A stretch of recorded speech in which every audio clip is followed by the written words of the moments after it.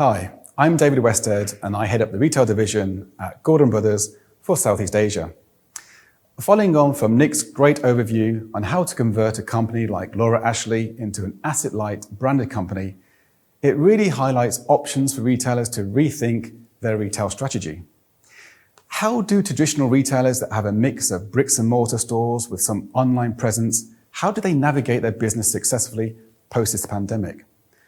Well, even before COVID-19, the retail sector was facing disruption, and there were several contributing factors, such as decreased brand loyalty, growth in online shopping, political instability, increases in tariffs, supply chain bottlenecks, and a demand from consumers for environmentally friendly and sustainable products. Now, these are just to mention a few. As we move closer to living with COVID, what will the new normal mean for retail? Well, let's be honest, no one truly knows, but we do have some very clear indicators that can help us.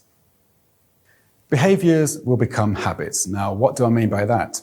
According to a study published in the European Journal of Social Psychology, it takes 18 to 254 days for a person to form a new habit.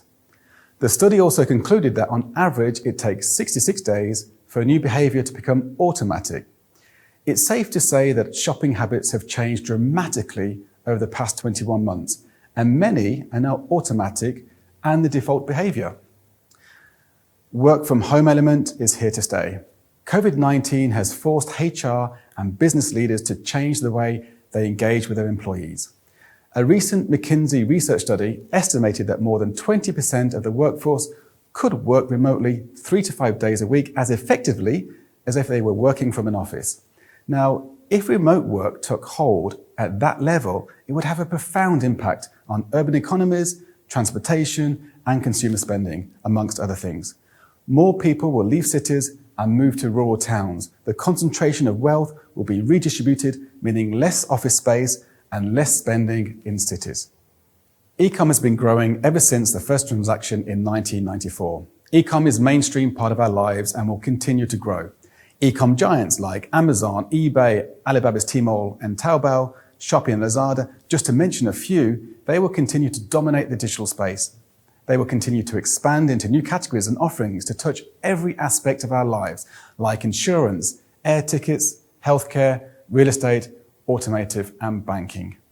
Now, with the continued e-com growth, digital spending per person is actually up by 60% compared to last year in Southeast Asia alone.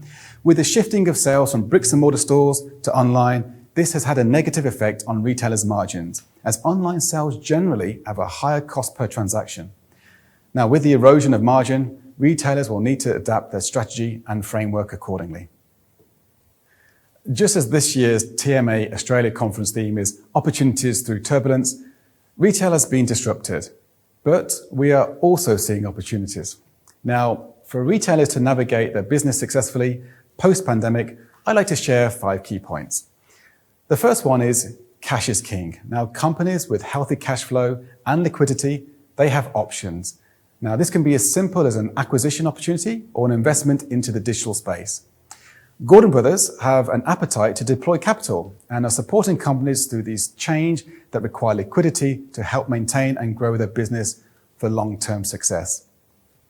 The second one is adapt your strategy to new consumer behaviors. Now, this is, of course, where it's appropriate. You may want to build digital competence to give your consumers a full omnichannel experience.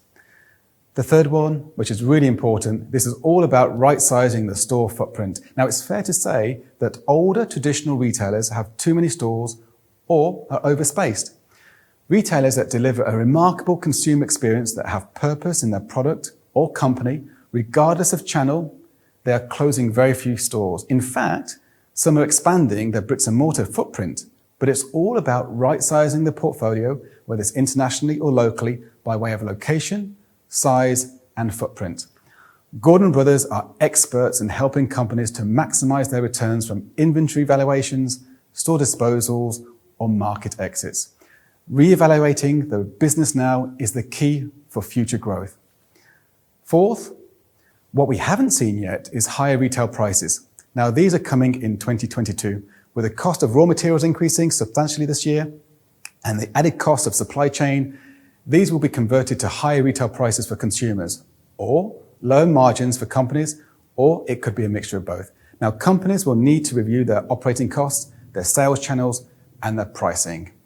And finally, connect and build communities with consumers, because successful companies are doing this. Consumers will support companies that have purpose and do the right thing. I'd like to thank you for your time. From everyone here at Gordon Brothers, we wish you a successful conference. And please feel free to connect with me on LinkedIn.